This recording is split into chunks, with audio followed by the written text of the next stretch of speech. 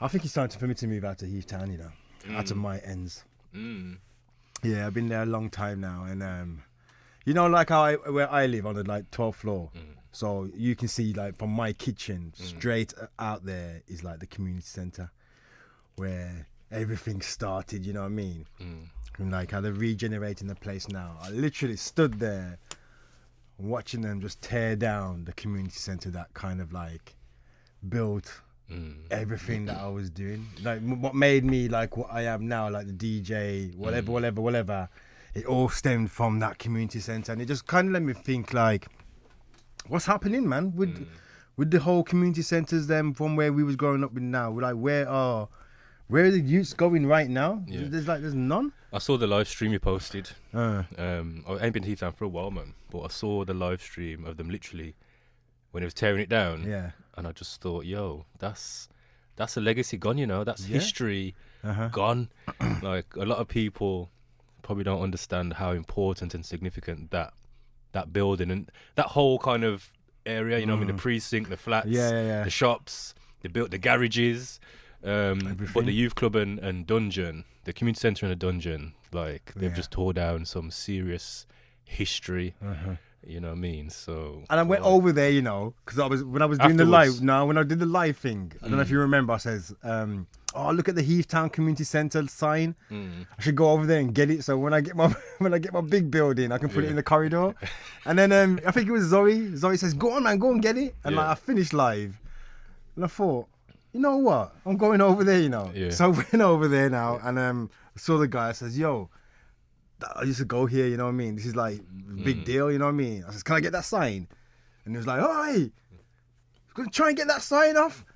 So my man was like, he was loving it, you know what I mean? Because that's like a different kind of play time. So everybody started to come around looking. Yeah. My man hit it, fell off. I was like, yes. And then the wind blew it underneath into the precinct where they've already knocked down. So there's no way to get in there. Like that is just going to get flattened now, you know what I mean? No. Everybody was like, oh, mate, I'm sorry, man. I'm really sorry. I just stood there like... It wasn't meant to be. It was not meant to be at all, man. Yeah. But it's just a shame to see like those kind of things just not happening again. I mean, like we've got our own little thing in the city, but I don't really think that reflects the way. Yeah. No, I don't think that reflects. A true youth club environment, man. No, I was talking to somebody about it the other day. I was at this youth employability event, and there was an MP from Wolverhampton and a councillor, and I was talking to them about it, and I was saying, like, remember we had the Molyneux Youth and Sports Centre? That was like the equivalent of the way now. And you know what I mean, they're doing their thing. Yes, they're providing a service for young people. Yes, there's facilities there and whatever. But my ethos is that central youth provision is not going to work without local youth provision. So you imagine that when we was younger, we would go.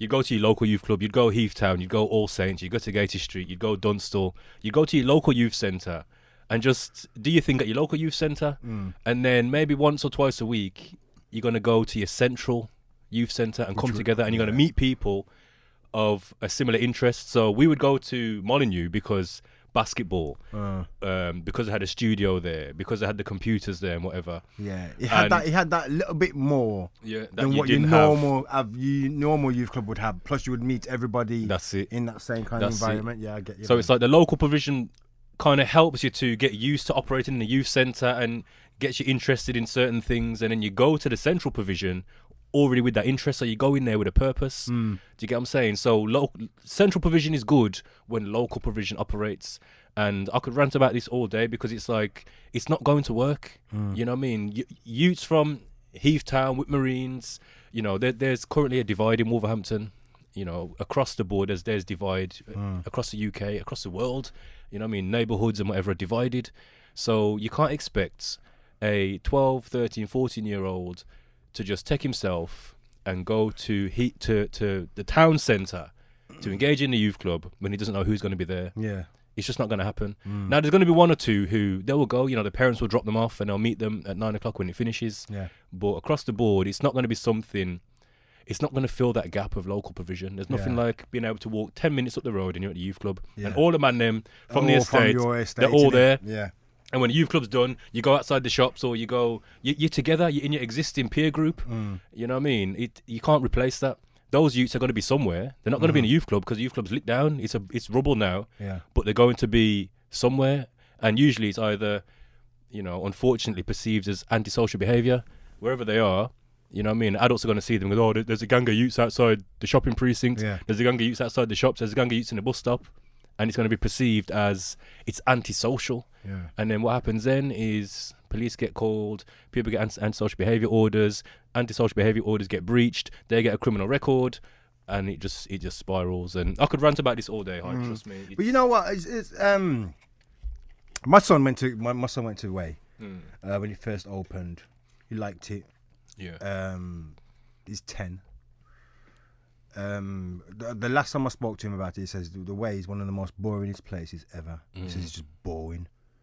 He didn't really go too in depth of why it was boring, but I'm guessing it's just that same kind of vibe. Like, you don't know who's going to be there, so it's like it's literally the exact same thing, and that's what it's happening at the Way now. It's like nobody knows who's there, nobody knows what they're doing, how to interact as well with each other. Because he's from over there and that person's from over here, and then you're gonna have somebody who thinks that they're better than everybody. You know what I mean? Like, not saying bullying, but think like, you know what, they're the guy or whatever, and that can intimidate other people. So there's not that. The structure's not really there, but he didn't like it. But at the same time, I kind of thought to myself, man, do kids actually want to go to a youth club again? Like, because when we was going back to youth club, everything was there, from DJ setup to table tennis to pool. Yeah. We had darts. We had the darts board. Yeah, man. We had, you know what I mean, dance floor area. We had arts and crafts, cooking, all that stuff, man. And I'm thinking, are kids really are they actually interested in having a youth club? I think if they're exposed to it in its original format, youth work got hijacked. You know, when we went to youth club as young people, it's very different to when I worked and operated a youth club as an adult, as a professional, because youth work got hijacked. We went there and it was almost like it was just recreational. There was no expectation for us to get involved in anything. It was totally recreational. It was just, you come there, you pay your little 20p subs, and like you said, pool, badminton, DJing, cooking, darts, whatever, painting, you know what I mean, tie-dye, all them type of things, loads of different things that was just a recreational experience. What happened was when you're talking probably early 2000s, late 90s, early 2000s, youth work got hijacked, and it then became like, it had to be targeted, it had to be measured, you had to demonstrate the impact of the work you're doing, because there was so much funding thrown at it. People wanted to see, I want to see a return on this investment. If the government's investing how much million in youth work, you have to justify the impact of what you're doing. So then it became about getting young people involved in educational programs, and there's got to be some personal social development. Now that happens anyway. Look at the impact. Like, you want to measure youth work, come and talk to us, and we can tell you the impact of youth work 20 years ago. But 20 years ago, our youth workers couldn't demonstrate the impact of that, because it's only now we can say it was because of youth club why I'm here today. So when as a professional, when I was in youth work as a professional, as a manager, and they were saying, demonstrate the impact of your work, I'm saying, come back in 20 years and I will show you. Because right now I can't show you, because they're just coming, they're getting involved, they don't know the impact it's going to have on their life. So we had to then start putting programs in place and assessments and, progress measuring tools and all this to demonstrate the impact of the work, to justify why it should be invested in. How did you feel about that? Like, when there was coming off, horrible. Considering you've come from the actual, like you says, you've come from the whole youth club experience, for them to kind of like tear it apart. It was the worst.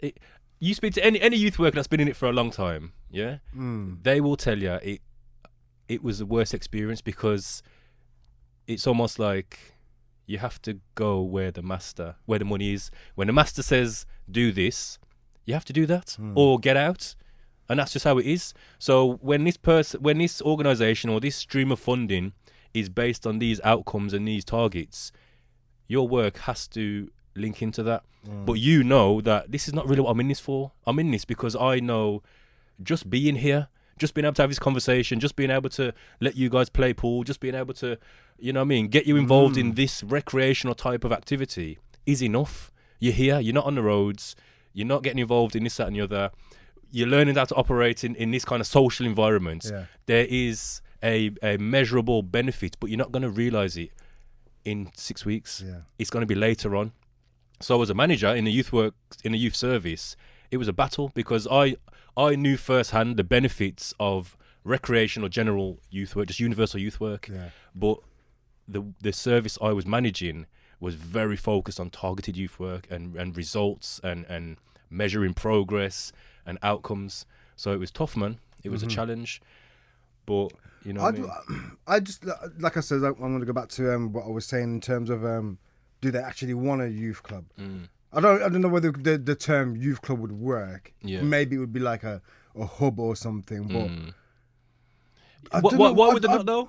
You think about what no one forced us to go youth club, you know.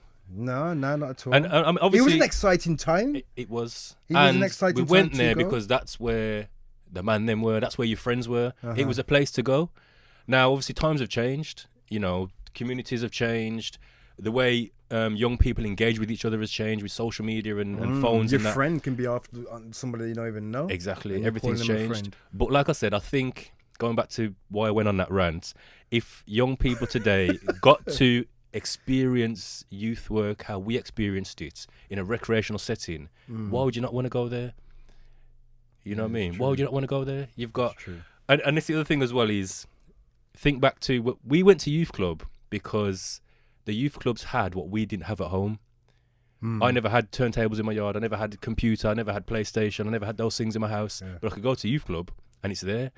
Nowadays, enough of the youths have got everything at their, not even in there, it's on their phone. Yeah, your phone's got everything. Everything. Why do I need to go youth clubs on here? Camera. That's it. Stereo, music, games. You can contact anybody. That's it, man. So is the mobile phone the new youth club? In terms of engaging with your peers, yes, it is.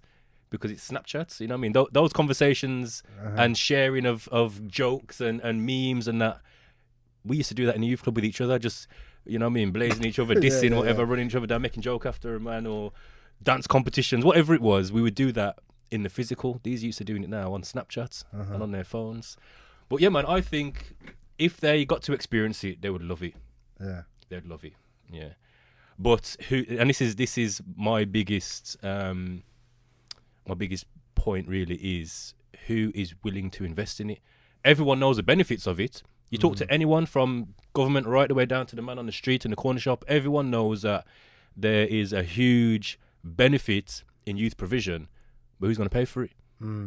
Or are you willing to do it for free? So it just needs a big massive investment in it, do you think? Either that or people willing to do it from the good of their hearts. You know what I mean? Is that going to happen in this day and age now? Yeah, well, you know, so I tried to go down the road of setting up a company that would allow me to provide youth work services to young people because I knew the benefits. But what I began to quickly realise is that it's not sustainable. I can't eat from it. You know, it kept us for almost 5 years, but it was very, very tight. And now, I mean, we've just delivered last week. We've just delivered on our last contract. The last session of our last contract, we delivered that last week. And there's not everyone saying, you know, the 3 or 4 contracts we had, everyone's saying the money's dried up, there's no more money, nothing can't run. So that's not going to happen again. Like when they say the money's dried up, there will be no more money again in the future. There will always be money, but like I said, it's more targeted now. It's the money is for X. So for example, nowadays lately kind of the buzzword is mental health. That's like the buzzword. So 2 years ago, it was antisocial behaviour. Previous to that, there's always kind of like personal social development. We're going to invest money in that. Then it's like, reduce antisocial behaviour. We're going to invest money in that. Now it's mental health and reducing, you know, mental health in young people. So if you want to get paid for doing youth work, it's going to be working with young people around the agenda of mental health. Okay. You get me? So it's not like, just come to the youth club and play pool. Yes, you can do that. However, it's under the banner of a mental health offer. So somehow, and this is the trick. somehow we had to find out, how can I offer the real benefit of universal provision, but still please the master and say, oh, and we've ticked these boxes. We've got 10 young people through. They've got a reduction in mental health. We've made these referrals to these mental health services. Tick those boxes. Do you get what I'm saying? It's a tick box exercise, and it's, you know, it is what it is. So like I said, for me, I think the only way it can work is if you pay for it yourself. Yeah. And my ethos now, I'm not saying I'm successfully doing it, but I'm working towards building a business that can sustain my family, that will allow me to do youth work for free. Okay. Imagine Branson. Imagine you had Branson money, and imagine a Virgin Youth Club. Imagine what that would look like. Imagine a studio in there, the equipment, the facilities. He'd kill it as well, wouldn't he? He'd just smash it. He'd smash it. Virgin Youth. Richard, if you're listening, I'm down, man. Let's do Virgin Youth. Because you'd smash it. It'd be crazy, man. But yeah, so as I was saying, man, it was it's a shame, man, because like I says, without youth club, I don't know. I was really trying to think, you know. I actually, like, while I was watching it, because it becomes fascinating as well when you're watching this building getting teared down, and the way how they do it. They tear down the building, man. Way how they do it. There's proper skills into having one of those digger things, you know. But I was sitting there, I was thinking, wow. So if that youth club, if I never went to that youth club, what would I be doing like now? And I couldn't think. Yeah. Like, I think I might have I probably would have gone into radio, because I was in radio just before I was in the youth club. I was already on radio then. So I might have carried on with a radio vibe. I don't know how far it would have got. Yeah. You know what I mean? Because the amount of fight that you get in pirate radio station with fellow DJs and that was my sole thing. Then I don't know if that would have gone. Yeah. Or I would have been doing BMXing or something. Yeah. In my own area, you know what I mean? Back to, and not come to Heath Town at all. So why was it so important then? Why was going to that specific building, that specific place at that time in your life, why was it so important? What was it that made you go there every single day it was open? Because it was the vibes. Everybody that was there was on the same kind of wavelength. You know what I mean? Everybody was... It was that era. It was the era of our generation. Everybody who was into something that you was into was there. You know what I mean? There was nowhere else to go. And what were those some things? Give us a list of things. I mean, we mentioned a few of them. Obviously, it's always down to the music side of things. DJing, even like the youth workers that was there. You know what I mean? Rooster was there. You know what I mean? Yeah, shout out some man. Rooster was there. Cass was there. Cass Simpson, Rooster. Colin. Yeah. It's Colin all the time, man. Colin's at every single dance. When you play, man. When you play. So, it was just the music side of things was important for me, like, because that's what I knew I wanted to do. And they gave me the opportunities, like, yo, so you want to DJ? Yeah. You want some decks? It's like, oh, I can get some decks. Yeah. And then remember when we got them, like, we fill out this form. Yeah, fill out the form. Yeah. Got the decks, Yo, that was a big deal, you know. Yeah, he's like, how do you string them up? It's like, yo. And there was no YouTube. Nobody knew how to string them up. It's like, well, you know, Marvin knew. I think Marvin worked it out. Marvin worked it out. That's when I first knew about phono to lying in and lying out and all them kind of things. If certain man weren't there, it was trouble. Yeah, like certain youth workers were whacking. If we weren't there, there's no one stringing a decks. It's like, oh man, no decks ain't playing. But then from there. But just go back though. That was a big deal. Like it was, man, when they says to us, we can get some money to get some equipment. That's when, for me, that's when the penny dropped. Like, yo, we can benefit from this place because it was, and we got it. Like at first, I thought we ain't gonna get no money. I remember going down to Cass's office, and there was, I think, me, you, Marvin was there. There was a few of us in the room, and it was like, yeah, just why do you want to get the decks? And he was filling out the form for us. And then there were some parts where I had to fill it out, or someone had to fill it out, so it had to be a young person that done it. And you can get up to, like, I think you could get up to like £500 or whatever. And them times you could get a 2 decks and a mixer and an amp, £500. I think we already had some speakers. Speakers were already there, yeah. So XLs. Yeah, man. Yeah. It was a moment that changed me. Definitely changed me, because without no youth club, there'd be no Selector Hype, there'd be no Sound System Clothing, there'd be none of that stuff, man, because that's where it all came from. Yeah. And the support from everybody else in that area for me to do it. Like, if you was whack at something, you know what I mean? But when you was good, people gave you mad ratings, like, yo, you're the guy, and he's like, you just pushed it on. And even up to this present day, when I went live and that, the amount of people that was coming on, it's like, yeah, I remember, you remember. And then elders that were older than us that was going to the youth club way before us, because that youth club's been there forever. Yeah. Well, even that, I mean, obviously our real kind of history from there was 90s, like 92 onwards. But we moved to Heath Town in about 83. We moved back from America. We moved to Heath Town about 83. I must have been about 8 or 9. And I remember going to that youth club every Thursday. I remember walking down the bridge with my sister, going to the shop, buying a quarter of cola cubes with my little pocket money, and going to the youth club. My sister used to buy pineapple rock. I used to buy cola cubes. And them times we used to go and watch Goldie and them man break. Like that was like the activity. We go into the youth club and we'd stand up and just watch them. We'd play table tennis and badminton, but then the time would come where all the man would come and it was like a dance, and they were just breakdancing all night. And yo, I'm telling you, and that was the biggest breakdancing crew in the UK, right on your doorstep. Yo. B-boys, it wasn't like you had some dudes. There's Goldie, Birdie, Bubbles. It was a serious matter. Of the B-boy network was there, man. And you know what, I was thinking about it today. I was thinking, like, them times, them man were like local. So people know Goldie now as Goldie, like Big Goldie. Yeah. He's always been that to me. Like to them man that have been around, he's always been that. Because like you said, I'm a youth and I'm looking at this guy like he's a celebrity. Yeah. Although he's in Heath Town and he's just there, he's like, yo, it's still them man. In it, yeah.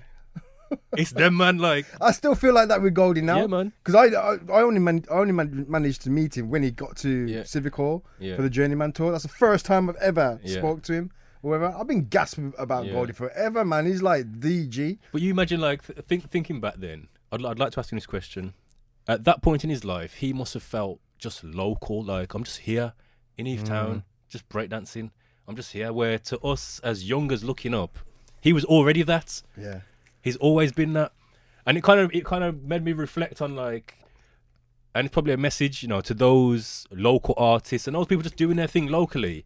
Don't take it for granted, you know, because as youths looking at you in the light that you think you need to go and get, you're already massive. You're already big, you know. There's local artists that go to the studio and they're trying to put their little tracks out and they got the YouTube channel or whatever. Youths are looking at them like, yo, it's my man. Yeah. They're looking at like One Extra and you know what I mean, big stage. Right here, you're local. And there's already a local audience looking at you like you are the man. Ghetto celebrities, the term, innit? Goldie was the man. Yeah, man. So when he made it, I wasn't surprised. Nor was I. I was just like, rah. He was already big. It was just another thing to smile about, man. like to say, rah, James Bond. Yeah, man. You know what I mean? For me, it was when he was on Dance Energy with Normski. That was when I think that was the first time I seen him on TV. I don't even think I've seen that one. Yeah, man. I don't think I watched that one, you know. I remember Dance Energy as well. Yeah, man. So he was on Dance Energy because he went to America. He was on Dance Energy with Normski. He came back and he was doing Gold Teeth. Yeah. And there was, I think, him and Spudder had a feature on Dance Energy, and it was a big deal. And then there was the bombing video, the bombing film. That was a big deal. And then from that, he was like, yeah, he's done. He's massive. Yeah, he's gone. It's gone clear. And then he kind of went missing, come back on the jungle scene. It was just Goldie again, like, just a different thing. And then, boof, movie. He's like, yo, we ain't joking now. Yeah. James Bond. And then, what was it? What was the other one? Was it Snatch? One of them ones, isn't it? Snatch or Lock, Stock. And Two Smoking Barrels. So he was already big. Well, EastEnders. Yeah. You know what I That's mean? what I'm saying, like you said, from youth club, you know, just from being in Heath Town Youth Club, that come from that. So we could sit here, we're having this conversation, how it impacted us. If Goldie was here, you'd probably have the same conversation. That place there helped me get to where I was going. As well as there's many other rungs on the ladder, but that place there helped him get where he needed to go. Yeah. So it's a big deal, man. And it's gone. Remind me about the B-boys. I mean, I want to give Birdie a link because he says he wanted to do something like this where we can sit down and talk about the history, especially the whole B-boy thing. I think he was right in the thick of it, of the whole situation. You know what I mean? So we'll grab him one at a time. You know, I want to try to remember who you had the B-boys. where did the West Side Breaking Crew fit into it? I'd have to ask Birdie. We need to ask them because I remember when Goldie graffitied up the whole place in Heath Town, man. I was there, like SGT, Supreme Graffiti Team. I was there. Sick, Literally, I was like 8 years old and watching this guy, him and his crew, going around Heath Town and painting the walls, and I saw that with my own eyes, And I was just like, "Raw, that's history. My man's gone and made it, and it's in a book.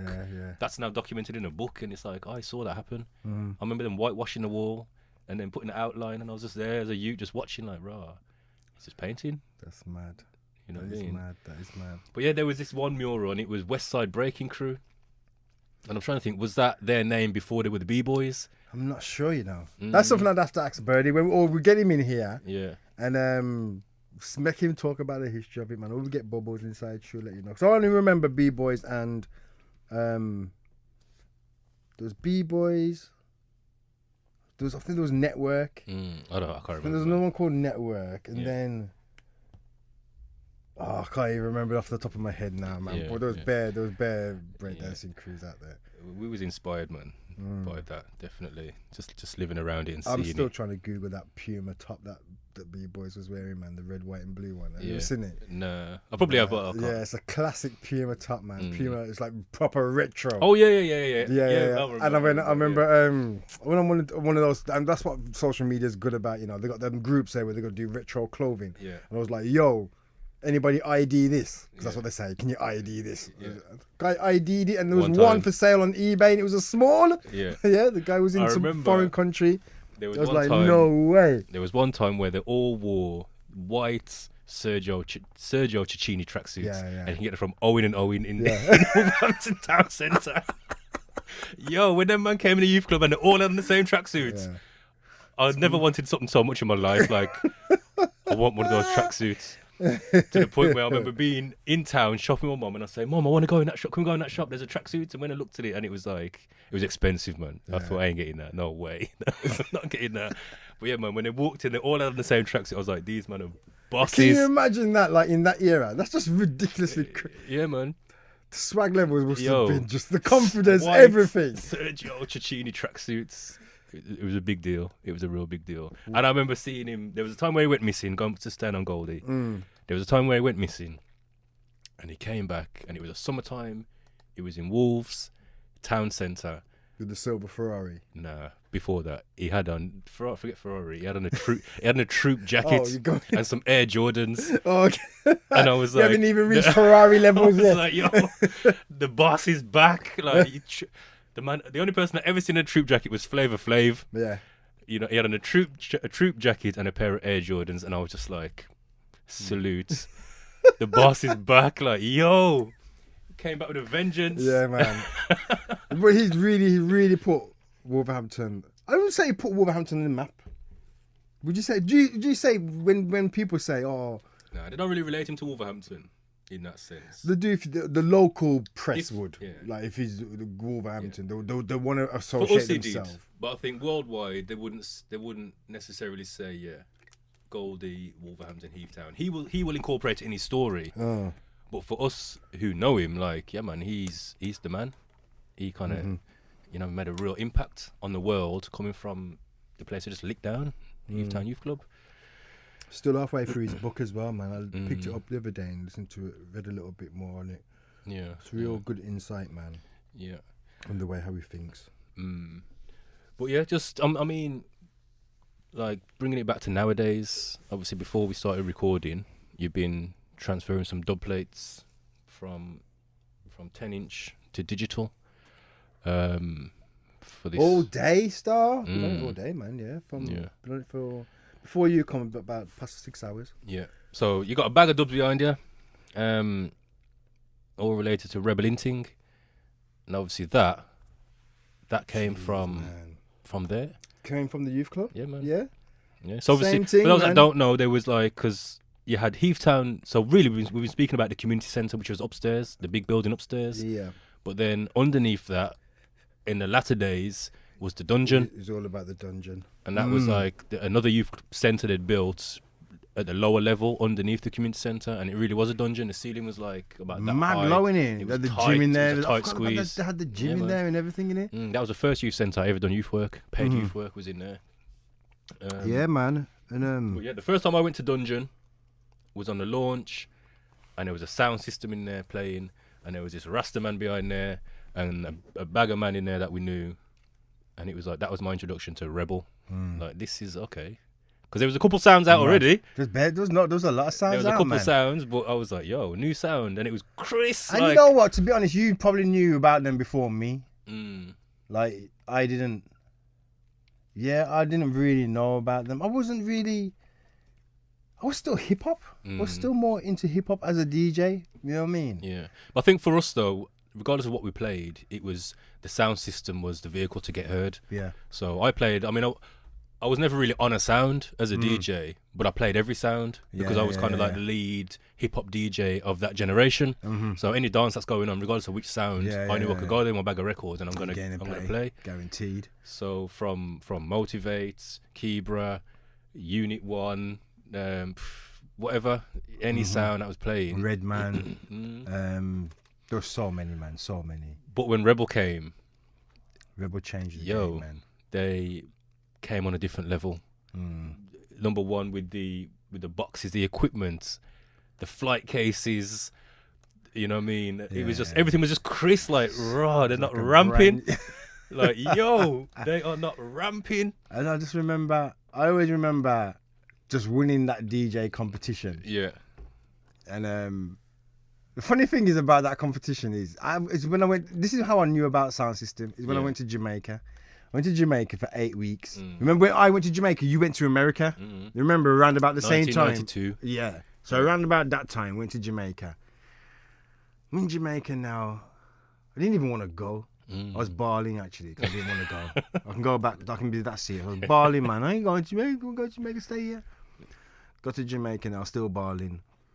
And I didn't want to hear nothing, man. I just had my personal stereo with about 3 tapes, hip-hop tapes. And I was like, I don't want to hear nothing else. Well, obviously, when you got family, that's Jamaica. If your family's from Jamaica, you know reggae, regardless of it. You know what I mean? You'll hear a song, you know it. Whether you know the artist's name or whether you've heard it somewhere from your family. So I'm going out now with people them, and I remember going to listen to Stone Love Metro Media, and I think it was Silverhawk, you know. And I remember going out there, and you know when you just know a song, but it kept on saying Stone Love, Stone Love. I said to my cousin, what's Stone Love? Because I know the song. What's Stone Love? He says Stone Love had this song. I said, so man, get the man them to sing the song with their name in it. He goes, yeah, man. And then I was listening, and then I started to familiarise myself with the songs. I was like, nah, this is next level of doing stuff. I'm playing Soundstar, because it just was the ultimate way of playing music, is to get an artist, call your name and say you're bad. You know what I mean? And then during that 8 weeks, I remember that listening to sound. I was playing everything. Pop music, country, and western. Yeah. Little reggae, blues, and I was thinking, yeah, man, because I knew all them songs there because of the way how I used to listen to radio before. I used to listen to everything. So when I come back now, remember when I come back now, and we had the competition at it was in the community centre. Yeah. We had the competition now. Everybody thought I was gonna come with hip hop. I thought he was gonna come with hip hop. Everybody thought I was gonna win. Yeah. I don't know. No, I think everybody had. It was either between Corporal and Jex, because Jex was in it as well, and Jex was mad on the juggling side of things. Yeah. And I just changed it up, man, and just played everything. When I played reggae, it was like, yo! Yeah. And then you pulled it out the bag. Like... Yeah, it was mad. And then I was in that competition. Was you in it? Yeah. Oh, sorry. Yeah, man. The video somewhere, you know. You lie. Yeah, I heard Russo, I think it was Russo was telling me that he still got the video. Did you think? You was too technical, man. On a technical level, you should have won. Really. If you watch it back now, you'd be like, "Raw, man's doubling up and everything." Yeah. You know what I mean? I know that. I believe on a technical level, I should have won that competition, but I learned a lesson that day, and it's something that's carried you to where you are today. I was so focused on the technical. I'm a hip hop DJ. I'm going to present to you. This is how you play a hip hop DJ set. That dance was not a hip hop dance. Yeah. It was just a dance. You played for the people. and you smashed Yeah. it. I never, yo, when It you was a played mad something other than, because I only knew you to play reggae, you know what I mean, hip hop, you know. Yeah. Them times you was like UK hip hop, Yeah, UK hip hop. Hardcore. Nothing else. underground Nothing else. UK hip hop, music of life, Changed it, man. record label. So Jamaica kind of changed me. So when you put on your headphones and you started playing, and you played something other than hip hop, I was like, why am I cheating? Like, nah, nah. And you bust up the place. Like, Yeah, he just went. all the hits Yeah. from every genre you played, Yeah. and everyone went mad. And I think it was because number one, they never expected you to play it, and number two, it was the right thing to do because it's Yeah. what they wanted to hear. I was playing what I wanted to play. Uh-huh. You smashed it. You deserved to win. I was like, Yeah, well, that I've was done it. crazy, man. And then after that, And that's just how you I played. remember. After that, I remember Lizard was driving Ford Escort, the red one with the blacked out windows. Remember the black? Them that would be illegal now to have them. You know, that's like limo tint on the front, Yeah. from the front driver's side. So I remember running down the stairs, man. We was all running down the stairs, and then I just in the car, the window just come down like Lizard's in there. And then the first time I met Lizard, I said, "Yo." He says, well done, man. He says, yo, you're rebelling ting now, you know. I was like, but Young Rebel was already there. Yeah. He goes, yo, you're rebelling ting now, you know. And I think everybody was like, nah, it's Young Rebel, man, Young Rebel. I was like, yo. Plus all the other guys was in there, Corporal, Anton, Ozzy and all them was in there. I said, yo, man, that's it, man. And So then from there, for those that don't know, Rebel Inting was the big man sound. Young Rebel was the youngers. Young Rebel was a young sound, yeah. Even though it was a bad sound. Young Rebel was a bad sound. Yo. There was 3 sounds as young sounds. There was Young Rebel, Hyper International. Who was that? That was Kevin Foster. And Ricky and them. Ricky. And But that was Jex. Unit 1, wasn't it? Yeah. So the sound they played was Unit 1, but they were the younger. They didn't even really get a chance to play Unit 1 sound. But I'm saying that's the thing. Young Rebel had a sound because we had Rebel. You get me? Young Star was Motivate. Yeah. Who there was all right still, but you couldn't match Young Rebel. Should I tell you what I rated Young Rebel for? Was that right there? What's that? The dub plates. The dub plates. Yo. Yeah, man.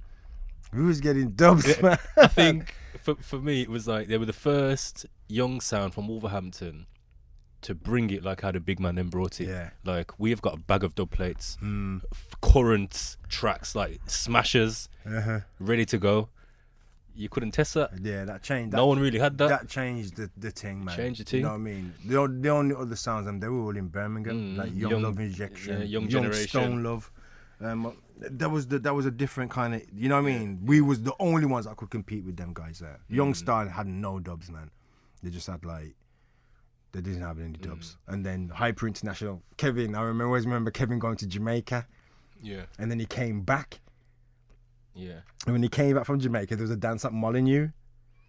Okay. Big dance. You must have remembered, man. I think they was playing, and then they played the Apache Scratchy dub plate on Stalag Rhythm, and it had something to do with Young Rebel's name in it. Yo, They called your name. yeah, man, something like that kind of happened. I don't know whether you called our name in the dub or the dub was just so bad. I felt like my name got called in it. Like we was just like, oh my days, it's on now, you know. And then geez, those days there, that was like proper full on vibes, man. Yeah, man. You know what I mean? That was our going out. That was our disco, and we could go anywhere. It could be Gator Street, Heath Town, Eastfield, All Saints. I mean, away from the sound, even away from the sound, you know, me and you could walk with our rucksacks with records in it and go to the next man's dance and stand up in the corner, and people from the crowd are going to come and say, yo, you playing? Yeah. And my response was, go and ask the promoter. Whoever signed us, go and ask them, go and tell them you want me to play. And they would hassle them that much that they go, yo, come. You got records? Like, yeah. Play a set, man. But a big one for us as well, and this what I rate Rebel for, was taking us out of Wolverhampton. Yeah. They would make us travel, load up the van. I mean, we had Dudley on lock, Clawton. Dudley was locked. I'd love to see how many people went to Clawton who remember. I still see people today. You know what I mean? Yeah, I saw a man a couple months back. I know those who was there, but you know that because it was so packed. You know what Ridiculous. I mean? There's got to be like hundreds of people who either went once or went every single month and can remember that, man, because that was a moment. So yeah, as man, well, they carried us. Crazy. They carried us out, man. Respect. Wales, Derby, Nottingham, everywhere, man. I remember the Winston Green dance, the infamous Winston Green dances. Oh man, that place, that was a serious couple nights, man. that was where else? Sheffield, Derby, like you said. Plus the carnivals as well. Carnivals. So many dances through Rebel, and then I mean, we can't forget Fatted as well. Motivate. Yeah, man, Motivate was Motivate. That's an episode in itself. That's and I says that's what we need to do is try and get some people up in here, and talk about certain different things because they're the ones that it's a perfect opportunity now for them to come in and talk about these things. You know what I mean? Because we don't know it all, and they know a lot more before that. How did they get into it? You know what I mean? What was a youth club like for them? Because them man were just buying. There was all building sound. There's just sound in every area. Yeah, it's true. Back then, so it was around the same time we got the money for the equipment at the youth club. We started to really hone our skills. We'd got on the radio, and then it was around 92, 93, might be 93, 94. We just left school, so it was around 93, 94, 93 that the first Dance Energy event took place. Yeah, we wasn't at school. I wish we was at school, man. We would have been like the top celebrities. Yeah, I would have been like, you go to school Monday like the G. Yeah. So that to be able to be that age and to be given that platform to play. I mean, it was the first one was at Palomas. They weren't at Civic, so obviously as time went on, they went to Civic Hall. But to be able to play an all-dayer every Tuesday throughout the 6 weeks holidays, and you can just rinse out your sets, and the whole of Wolverhampton's going to be there, and you're kind of like you're a headline DJ. That was a big opportunity, a massive opportunity.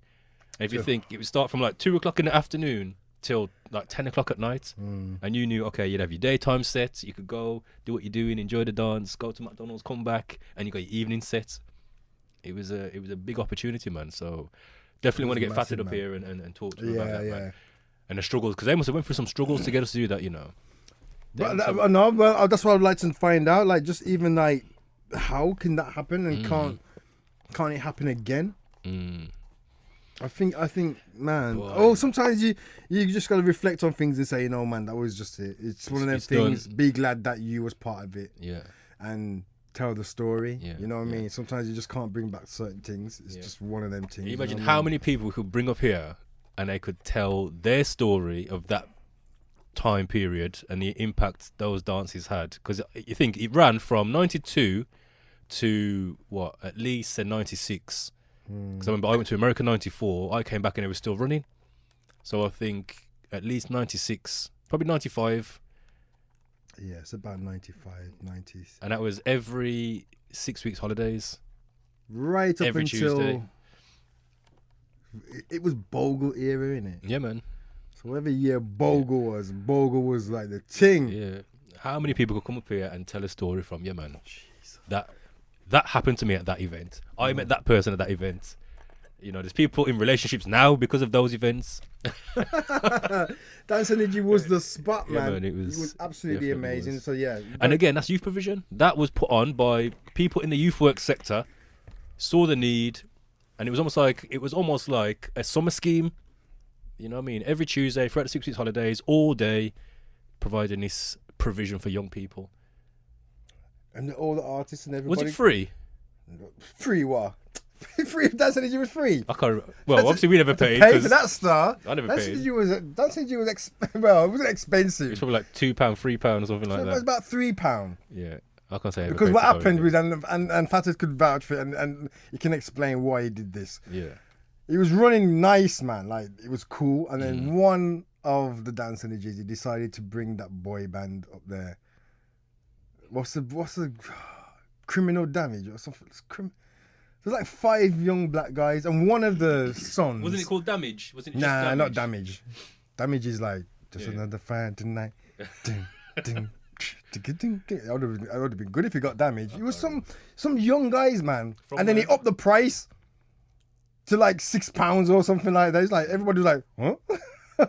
To go and see some boy band that nobody liked. Yeah. And it was empty it was just it was the worst Dance Energy. Must have had about like 50 people in there. Yeah. There used to be, I can't remember the name of it probably was Criminal Damage. It's something like Criminal Damage. It was like little cute guy, and he came out and he was like, oh, and the girls were screaming. Yeah. I'm sure there was called Criminal Damage. Don't know what makes why that name's coming to my head. Mm. And I'm sure the son is like Maxi Priest's son or somebody famous in the music industry. It's his son. He was in the group as well. Okay. But yeah, when Mfata decided to bring them, it's kind of like tried to commercialize Dance Energy. Couldn't commercialize it, you know. So I always wanted to ask him why he made that move, man. Yeah. Because it was.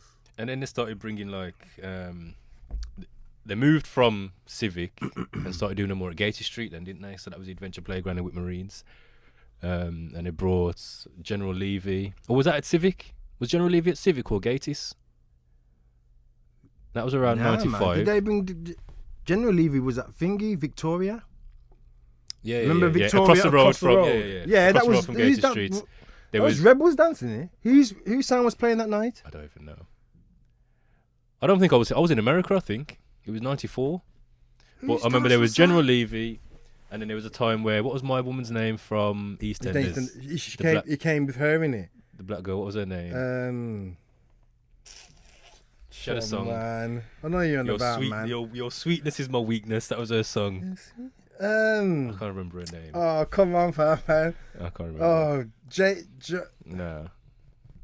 Anyway, they came, and again that was a big deal. It was a youth dance, and at the time Michelle Gale. They were kind of popping in the charts at the time. Yeah. You know what I mean? And urban music wasn't really in the charts them times. That was that. So you wasn't at Victoria? Nah. It was 94. I was in America. Yeah, he came with. I remember being over there and people writing me or speak to my sister on the phone and her telling me. Yeah, that was at Victoria. Captain of the Country was on the bill as well. That was a big event, man. Yeah, that was massive. That was. But yeah, I mean, we could go on and go on and go on. You know what I mean? All I know is that